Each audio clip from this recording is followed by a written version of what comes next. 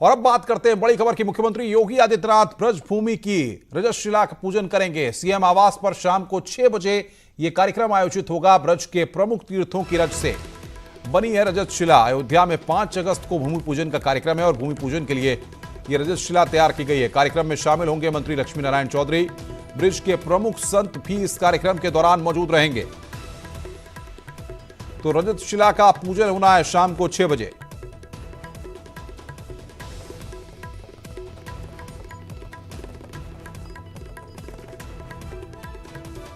और इस वक्त बातचीत करने के लिए न्यूज 18 के साथ जुड़ रहे हैं उत्तर प्रदेश के एमएसएमई मंत्री सिद्धार्थनाथ सिंह जी। सिद्धार्थनाथ सिंह जी, बहुत बहुत स्वागत है न्यूज 18 पर आपका। 2017 में मुझे याद है प्रयागराज में आप ही ने मेरे साथ बातचीत में कहा था कि मंदिर जल्द बनेगा और यह इंतजार बहुत जल्द खत्म होगा। अब वो सपना साकार होने जा रहा है और 5 तारीख को शिलान्यास और भूमि पूजन हो रहा है।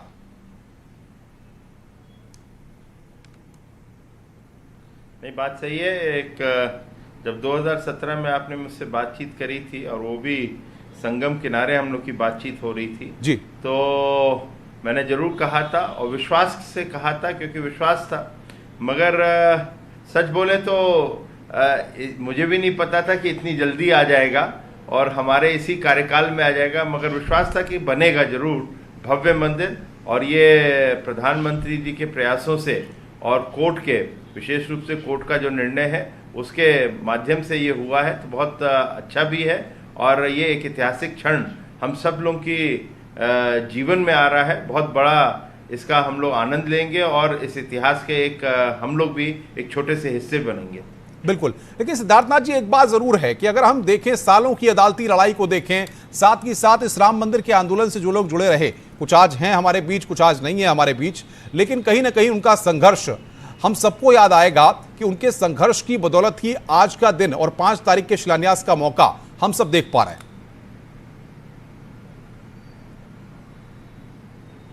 नहीं, बात सही है। उनका जो संघर्ष है और विशेष रूप से ये संघर्ष को छोटा नहीं रहा। ये 500 साल पुराना संघर्ष है और राम जन्मभूमि का जो आंदोलन है उसमें कई लोग एक प्रकार से मैं कहूँगा शहीद हुए हैं। और मुझे अभी भी तक याद है, जब मैं बंगाल का प्रभारी था तो कुछ ऐसे जो परिवार थे उनके बीच में जाने का मौका मिला। वो परिवार कलकत्ता से चलकर और इस राम जन्मभूमि आंदोलन में उन्होंने शिरकत की थी।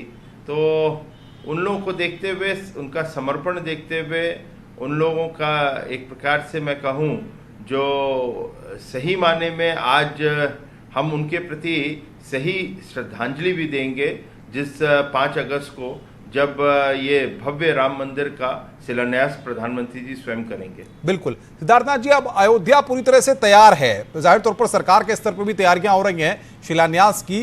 किस तरीके के इंतजामात हैं, कौन कौन से लोग आ रहे हैं, क्या कुछ खुलासा का आप न्यूज 18 पर कर पाएंगे?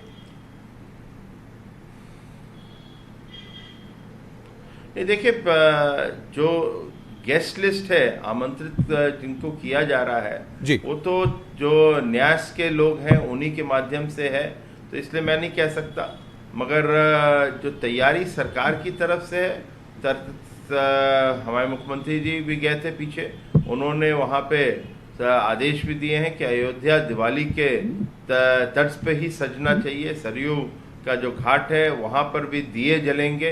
तो ये सब चीज़ों की व्यवस्था की जा रही है और जो रास्ता है वहाँ पे भी NHAI के माध्यम से भी उसका सौंदर्यीकरण कर रहे हैं और कुछ स्थानों पे राम की प्रतिमा भी लगाई जाएगी। तो ये सब चीज़ करी जा रही है, मगर ये भी शुरुआत है।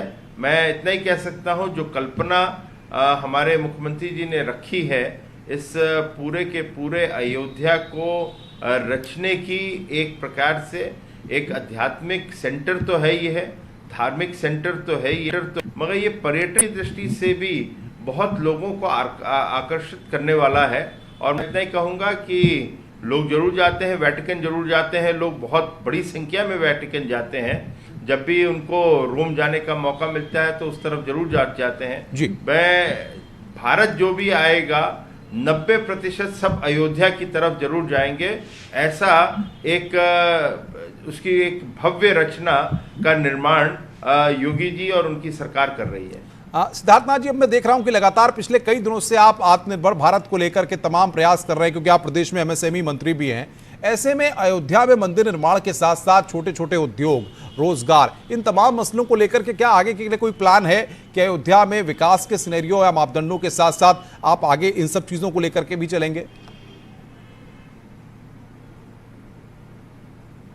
नहीं, देखिए, तो वहाँ पे एक जो एमएसएमई सेक्टर का सबसे बड़ा उसके अंदर जो योगदान रहेगा वो टूरिज्म को लेके ही रहेगा। और टूरिज्म एक सर्विस सेक्टर जरूर है, उसका हम लोग के अंदर एक मंत्रालय भी अलग से है, मगर इसके अंदर बहुत कौशल विकास की आवश्यकता भी पड़ेगी।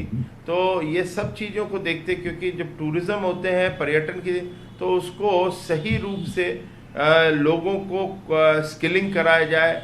वहाँ पर अच्छे होटल तो एक टूरिज्म के माध्यम से होएगा, मगर वहाँ पर अच्छे सामान मिले और वहाँ के जो प्रोडक्ट्स हमारे जो ओडीओपी के हैं उसका एक अच्छी बिक्री हो सके।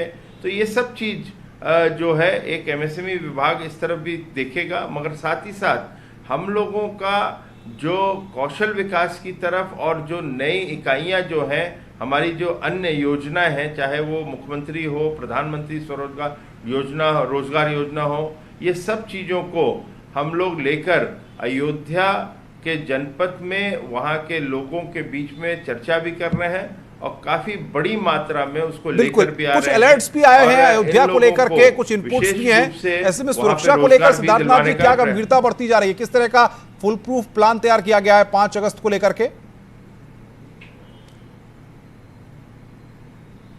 देखिए, मैं इसको ज्यादा नहीं कह सकता क्योंकि ये सेंट्रल एजेंसीज इस पे ज्यादा ध्यान रखती है, मगर राज्य सरकार उसके साथ कोऑर्डिनेट करती है। जो हम लोग की खुफिया एजेंसीज होती हैं वो कर रही हैं, मगर मैं इतना ही कह सकता हूं कि बहुत पुख्ता अरेंजमेंट है और परिंदा भी पर नहीं मार पाएगा वहां। बहुत बहुत शुक्रिया सिद्धार्थनाथ जी हमारे साथ जुड़ने के लिए और बातचीत करने के लिए। उत्तर प्रदेश के एमएसएमई मंत्री सिद्धार्थनाथ